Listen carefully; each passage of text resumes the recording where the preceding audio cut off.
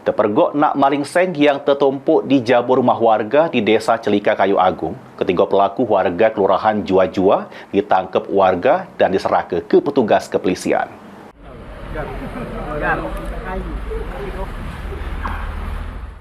Ketiga bujang ini diamankan oleh warga lingkungan 3 Desa Celika Kayu Agung karena kepergok pas maling atap seng yang tertumpuk di depan salah sikok rumah warga.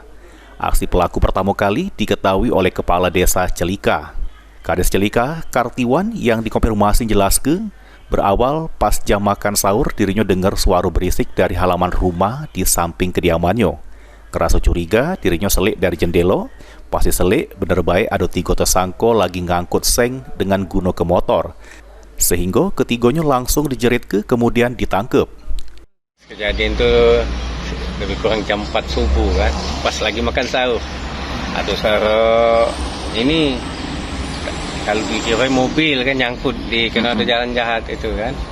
Nah, dengar ke masih kan. Nah, pas diintik dari jendela, rupanya ada budak lagi berdua lagi motong seng ni. Yang di motor lah siap kan, bertiga. Nah, langsung dikeluari. Pas keluar langsung lepas ke seng tadi, lari. Yang duanya bermotor, yang sikoknya lari kejar-kejaran dengan kami.